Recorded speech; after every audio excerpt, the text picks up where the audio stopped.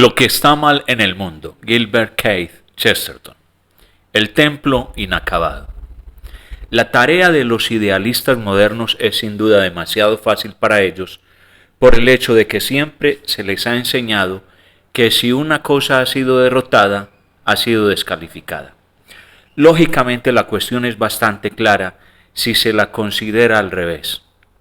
Las causas perdidas son precisamente las que podrían haber salvado al mundo. Si un hombre dice que el joven pretendiente al trono hubiera hecho feliz a Inglaterra, es difícil contestarle. Si alguien dice que los Jorges hicieron feliz a Inglaterra, espero que todos sepamos qué contestar. Que lo que se ha evitado es siempre invulnerable y que el único rey perfecto de Inglaterra fue el que no fue elegido. Precisamente porque el jacobismo fracasó, no podemos llamarlo un fracaso. Precisamente porque la comuna se hundió como rebelión, no podemos decir que se hundió como sistema. Pero semejantes salidas fueron breves o incidentales. Poca gente se da cuenta de cuántos esfuerzos enormes, los hechos que han conformado la historia, se frustraron totalmente y nos llegaron como gigantescos desastres. Solo tengo espacio para aludir a los dos hechos principales de la historia moderna: la Iglesia Católica y el crecimiento moderno que tiene sus raíces en la Revolución Francesa. El que 4 caballeros esparcieran la sangre y el cerebro de Santo Tomás Becket no solo fue una señal de ira, sino una especie de admiración negra. Deseaban su sangre, pero deseaban más aún su cerebro. Semejante golpe permanecerá incomprensible para siempre, a menos que nos demos cuenta de que el cerebro de Santo Tomás estaba pensando justo hasta el momento en que fue esparcido por el suelo. Estaba pensando en la gran idea medieval según la cual la Iglesia es el juez del mundo. Becket objetaba que un sacerdote fuera juzgado incluso por el Lord Juez principal, y su razón era simple, porque el Lord Juez principal estaba siendo juzgado por el sacerdote. La judicatura estaba ella misma sub judice. Los reyes estaban en el estrado. La idea consistía en crear un reino invisible, sin ejércitos ni prisioneros, sino con la total libertad para condenar públicamente a todos los reinos de la tierra. No podemos afirmar taxativamente que esa Iglesia Suprema hubiera sido capaz de sanar a la sociedad o no, pues la Iglesia no fue nunca una Iglesia Suprema. Solo sabemos que al menos en Inglaterra los príncipes conquistaron a los santos. Lo que quería el mundo lo vemos ante nosotros y algunos lo llamamos fracaso. Pero no podemos llamar fracaso a lo que quería la Iglesia, simplemente porque la Iglesia fracasara. Tracy golpeó un poco demasiado pronto. Inglaterra no había hecho aún el gran descubrimiento protestante según el cual el rey no podía equivocarse. El rey fue azotado en la catedral, un espectáculo que recomiendo a los que tanto lamentan la impopularidad de la asistencia a la iglesia. Pero el descubrimiento estaba hecho, y Enrique VIII dispersó los huesos de Becket con la misma facilidad con la que Tracy había dispersado su cerebro. Naturalmente, quiero decir que no era el catolicismo lo que estaba siendo juzgado. Muchos católicos fueron juzgados y se les encontró culpables. Yo pienso que el mundo no se cansó del ideal de la Iglesia, sino de su realidad.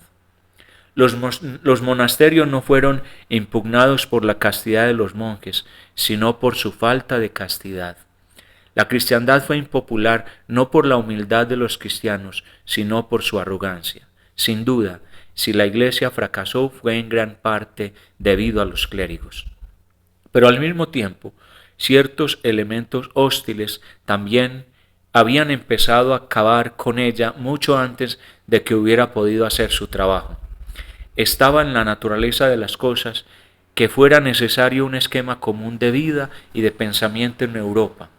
Pero el sistema medieval empezó a romperse en pedazos intelectualmente mucho antes de que mostrara el más ligero atisbo de hacerse pedazos moralmente. Las primeras grandes herejías, como la de los albigenses, no tenían la más mínima excusa de superioridad moral. Y es cierto que la Reforma empezó a dividir a Europa antes de que la Iglesia Católica tuviera tiempo de unirla. Los prusianos, por ejemplo, no se convirtieron al cristianismo casi hasta la llegada de la Reforma. Las pobres criaturas apenas habían tenido tiempo de convertirse en católicos y ya les mandaban convertirse en protestantes. Esto explica en gran parte su conducta posterior. Pero solo he tomado este como el primero y más evidente caso de la verdad general. Los grandes ideales del pasado fracasaron no porque se haya sobrevivido a ellos, lo que puede querer decir que se ha vivido demasiado, sino por no haber sido suficientemente vividos. La humanidad no ha superado la Edad Media, más bien la humanidad se ha retirado de la Edad Media como reacción y derrota. No se ha juzgado y encontrado culpable al ideal cristiano. Se lo ha encontrado difícil y ha quedado sin juzgar.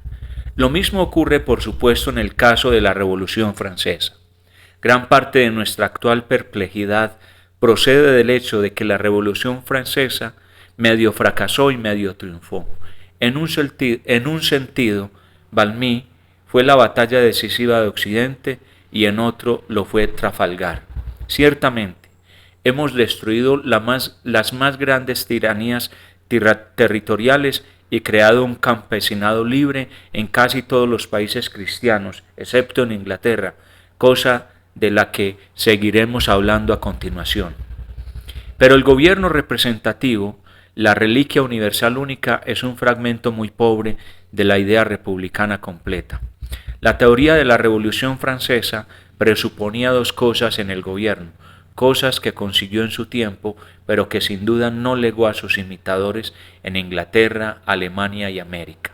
La primera de ellas era la idea de la pobreza honorable.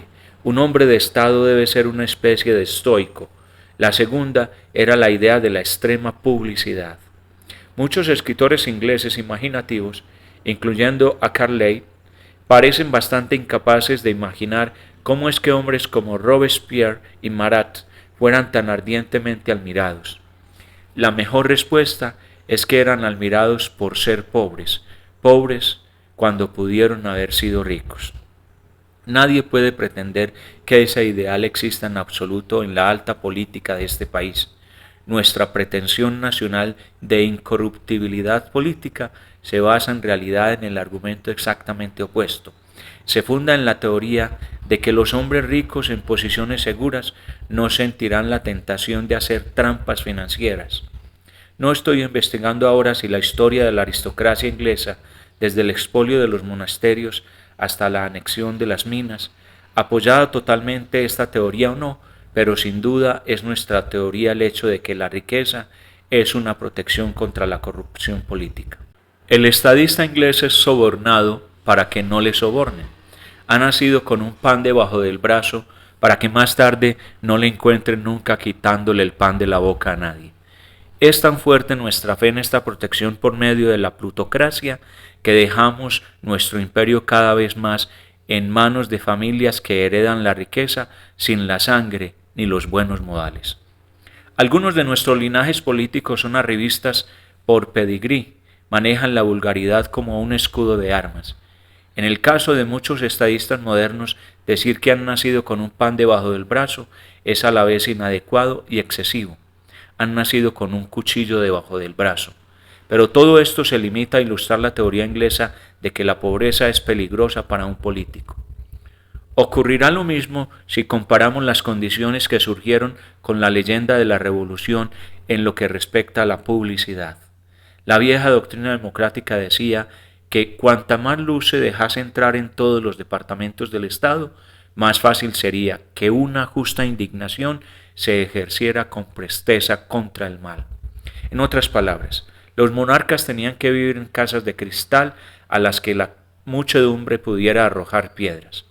De nuevo, ningún admirador de la política inglesa existente si es que hay algún admirador de la política inglesa existente, pretenderá realmente que este ideal de publicidad se haya llevado a cabo o se haya intentado siquiera. Obviamente, la vida pública se hace más privada cada día. Los franceses han seguido la tradición de revelar secretos y destapar escándalos. Son por tanto más claros y transparentes que nosotros, no en el pecado, sino en la confesión del pecado. El primer proceso de Dreyfus pudo haber tenido lugar en Inglaterra, es precisamente el segundo proceso el que hubiera sido legítimamente imposible. Pero si queremos darnos cuenta de hasta qué punto nos alejamos del plan republicano original, la mejor manera de comprobarlo es ver hasta qué punto nos alejamos incluso del elemento republicano en el régimen más antiguo. No solo somos menos democráticos que Danton y Condorcet, sino que en muchos sentidos somos menos democráticos que Choiseul y que María Antonieta. Los nobles más ricos antes de la Revolución eran personas de clase media baja comparados con nuestro Rothschild y Roxbury.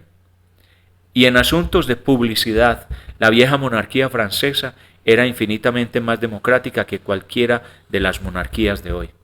Prácticamente, cualquiera que quisiera hacerlo podía entrar en el palacio y ver al rey jugando con sus hijos o haciéndose las uñas. La gente poseía al monarca como la gente posee Prince Hill, es decir, no puede trasladarlo, pero pueden tumbarse encima. La vieja monarquía francesa se fundaba en el excelente principio de que hasta el gato puede mirar a un rey, pero hoy día un gato quizás no pueda mirar al rey a menos que sea un gato muy manso. Incluso cuando la prensa es libre de criticar, solo se dedica a adular. La diferencia sustancial llegó a algo tan poco corriente como esto. La tiranía del siglo XVIII significaba que se podía decir el R de Bert es un libertino. La libertad del siglo XX significa realmente que se nos permite decir el rey de Brentford es un modélico padre de familia. Pero hemos pospuesto demasiado el principal argumento, con el propósito de demostrar que el gran sueño democrático, como el gran sueño medieval, es en un sentido estricto y práctico un sueño no cumplido. Sea lo que está ocurriendo con la Inglaterra moderna, no es que hayamos llevado a cabo de manera demasiado literal o conseguido con desalentadora totalidad el catolicismo de Becket o la igualdad de Marat. He escogido estos dos ejemplos porque son típicos de otros 10.000 casos. El mundo está lleno de esas ideas frustradas, de esos templos incompletos. La historia no consiste en ruinas totales y derrumbadas, más bien consiste en villas a medio construir abandonadas por un constructor en quiebra. Este mundo se parece más a un barrio inacabado que a un cementerio abandonado.